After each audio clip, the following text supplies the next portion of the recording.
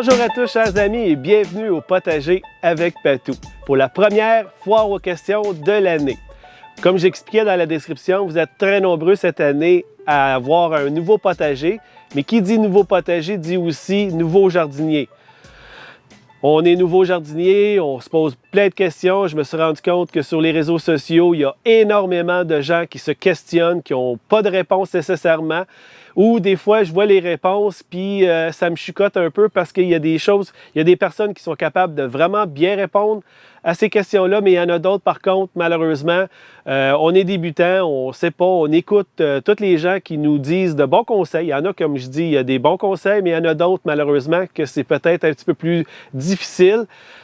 Donc, je trouvais que c'était important pour tous les nouveaux jardiniers, tous mes nouveaux abonnés et ceux qui ne sont pas abonnés non plus, à vraiment être capable de mettre des réponses à leurs questions. Donc, c'est pour ça que j'ai décidé de faire une petite foire aux questions. Maintenant, j'ai une bonne nouvelle aussi à vous apprendre. Mercredi prochain, 8h30, ça va être mon premier show live. Et oui, je fais finalement mon premier show live que je vais vous présenter. Je vais faire un petit rappel lundi pour vraiment rappeler à tous les gens qui veulent venir me poser des questions parce que c'est sûr qu'aujourd'hui, je vais répondre à quelques questions. Vous êtes nombreux, comme j'expliquais. Donc, vous allez pouvoir venir mercredi, 8h30 et me poser plein de questions en direct. Maintenant, ce qu'on veut savoir, c'est on veut des réponses à nos questions. Donc, on va commencer tout de suite parce que j'en ai quand même beaucoup. J'ai beaucoup d'informations à donner aux gens qui m'ont envoyé des questions. D'ailleurs, je voudrais vous remercier parce que vous êtes quand même assez nombreux à m'avoir envoyé des questions sur YouTube et aussi sur mon Facebook. Donc, on va commencer la première question avec Michel Audette qui me demande les patates douces avec lesquelles je me suis fait des boutures. Puis-je m'en servir pour le potager? Si oui, à quelle profondeur? Alors, je te dirais, Michel, oui, il n'y a aucun problème. Le but de bouturer les patates douces, c'est pour avoir plusieurs plants. C'est sûr que si on en veut seulement un ou deux, on s'achète 2 patates, on les fait germer et puis on les met directement au potager. Par contre, avec une patate, quand la patate se développe très bien, on a de belles lianes, donc on peut bouturer à 2-3 feuilles qu'on va mettre dans un verre d'eau, comme tu as fait. Et puis, avec les boutures, oui, on a plusieurs plants. Donc, oui, on peut facilement les planter directement au potager. Maintenant, pour te donner un petit peu plus d'informations, comment bien la planter, les distances, je te dirais que pour la patate douce, ce qui est important, c'est de faire un petit monticule pour la planter et non pas une cuve. Parce que la patate douce, oui, elle aime l'eau, mais elle ne veut pas non plus avoir constamment les racines dans l'eau. Donc, on fait un petit monticule parce que la patate douce déteste aussi la sécheresse. Donc, au départ, pendant les premières semaines, je te dirais d'arroser sur une base régulière pour s'assurer que ton plant ne manque pas d'eau parce que c'est vraiment critique, surtout au début. Maintenant, les distances pour les planter, je te dirais environ 30 cm entre les plants. Et étant donné, je ne sais pas combien de plants que tu as à la maison, mais si tu fais plusieurs lignes, je te dirais qu'entre les rangées, 1,90 cm pour vraiment être sûr d'avoir l'espacement requis pour chaque plant. Maintenant, c'est une plante qui a besoin d'énormément de soleil, donc il faut que tu trouves un endroit qui est ensoleillé. Peut avoir un petit peu d'ombre vers l'heure du dîner pour t'assurer que ça ne brûle pas, mais toujours t'assurer d'avoir plein soleil en tout temps pour la patate douce. Maintenant, comme j'expliquais tantôt, c'est un plant qui déteste la sécheresse, donc on s'assure au départ de toujours bien l'arroser pour pas qu'elle manque d'eau.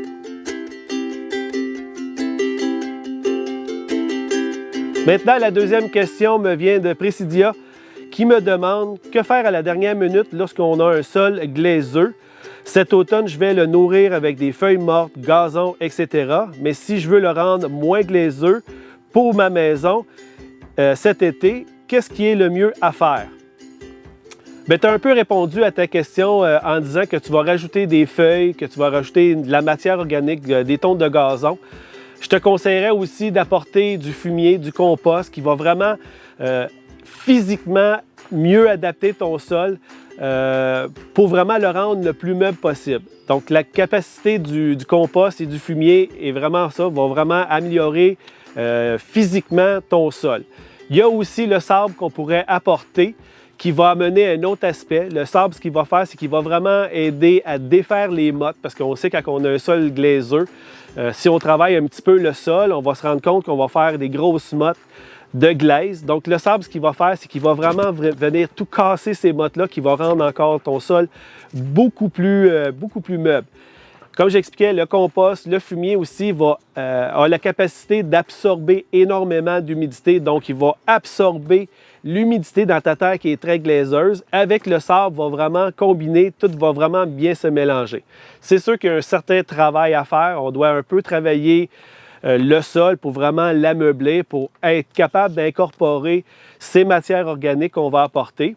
Mais je te dirais pas plus qu'un 30 cm parce qu'on ne veut pas non plus perturber la vie du sol qui est vraiment importante. C'est sûr que, comme j'explique, on a un petit travail aussi à faire. Oui, on va perturber un petit peu le sol, mais c'est pour des bonnes causes parce qu'on veut améliorer notre sol. Donc, des matières organiques, c'est très bon. On va le nourrir aussi avec un bon compost. On peut apporter du fumier et un peu de sable. Alors, la prochaine question me vient de Nathalie Dupont qui me demande « Compost ou fumier dans le potager? » Je te dirais, Nathalie, de ne pas confondre le fumier avec le compost, qui sont complètement différents. Ils ont chacun leur rôle à faire au potager. Le fumier, que ce soit un fumier de cheval, de mouton, de poule, oui, il va être très, très riche en azote, très riche en potassium et en phosphore, mais ce n'est pas un engrais. C'est plutôt un amendement qu'on va insérer dans notre potager parce qu'il est irremplaçable pour vraiment être capable de garder une certaine humidité dans ton sol. Contrairement au compost qui, lui, c'est celui qui va apporter le plus de nutriments dans ton sol pour nourrir tes plantes. Il va avoir aussi la capacité de rendre encore ton sol plus meuble. Donc, il va avoir un effet structure physique de ton sol qui va le rendre très meuble. Il va avoir aussi la capacité d'équilibrer ton pH.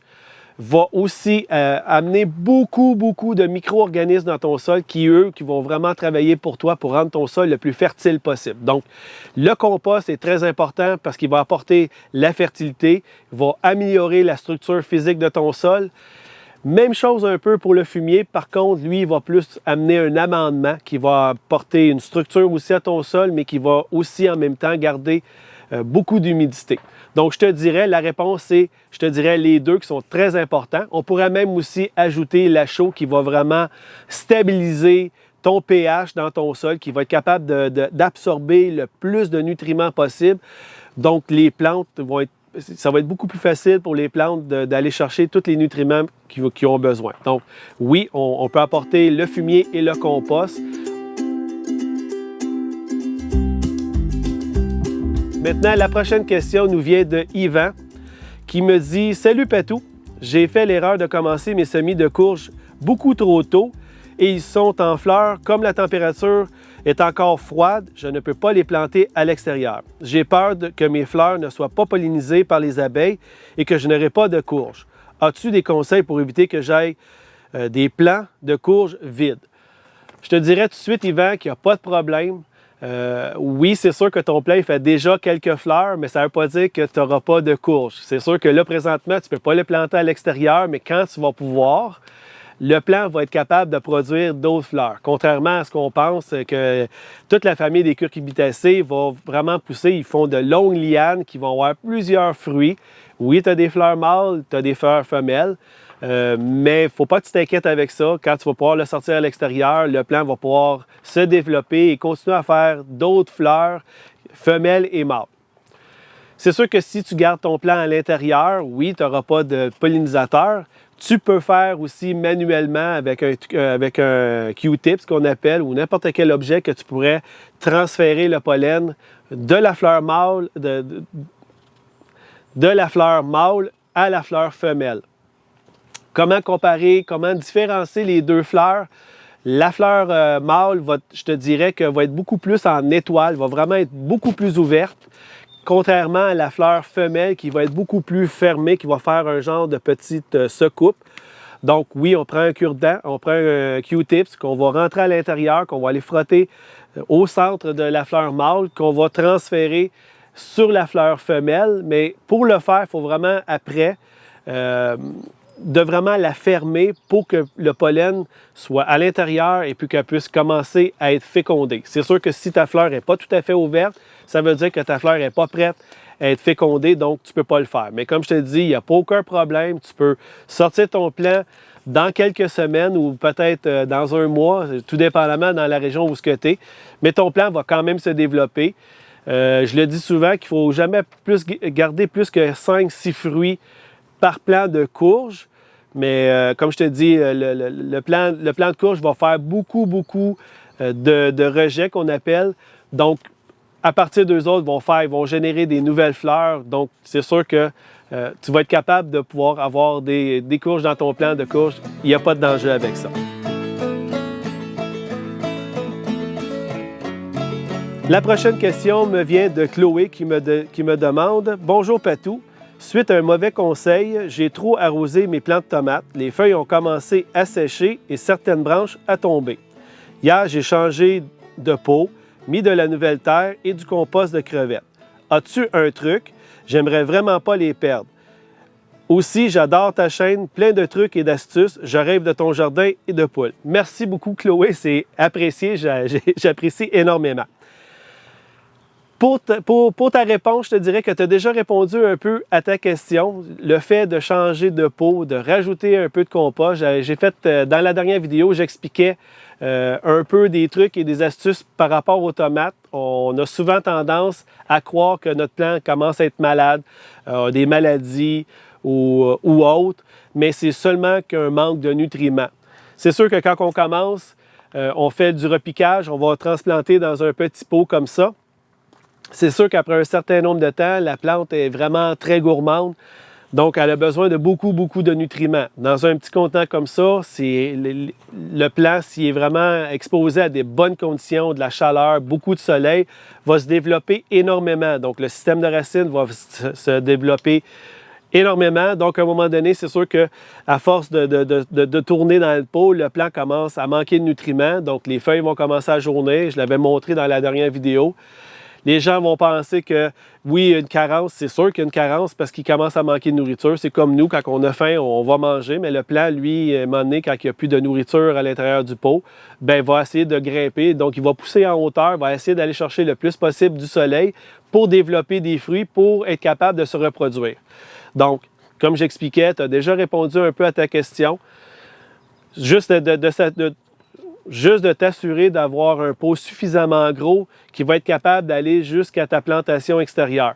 Donc, s'il te reste encore quelques semaines, je te dirais de prendre un contenant, comme j'avais montré, quand même assez gros pour être capable de mettre suffisamment de terre dedans pour être capable de la nourrir jusqu'à la plantation.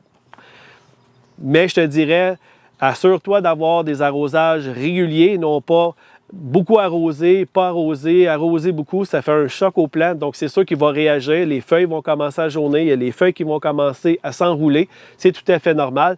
Mais comme je dis, on change de pot. Tu as déjà mis du compost de crevettes qui va amener beaucoup plus de nourriture à ta plante. Donc, c'est sûr que probablement que tu vas voir des branches qui vont continuer à tomber.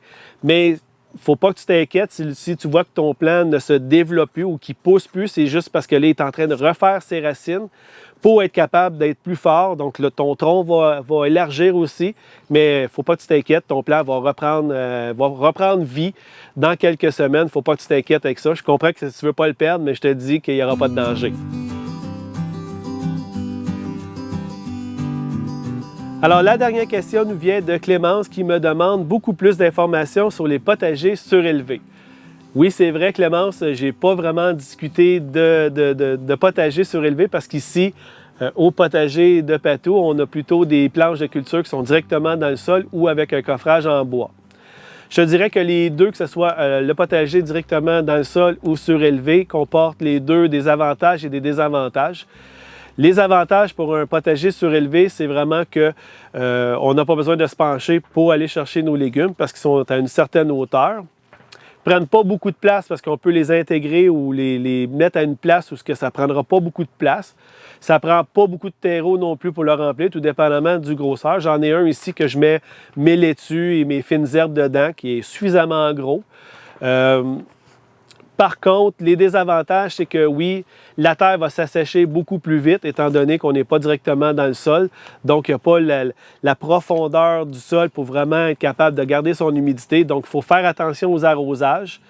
Il faut s'assurer aussi d'avoir des trous de drainage, tout dépendamment si vous le faites à la maison. Je vous dirais de vous mettre soit un géotextile pour vraiment retenir la terre, ou même, il y a des gens qui vont prendre des plastiques, mais de toujours s'assurer d'avoir des trous, sinon vous allez vous ramasser avec un bain d'eau. Et les légumes que vous allez mettre dedans vont baigner constamment dans l'eau, les racines n'auront plus d'air, donc vous allez perdre quand même vos plants. Donc c'est sûr, il faut faire attention d'avoir un bon système de drainage.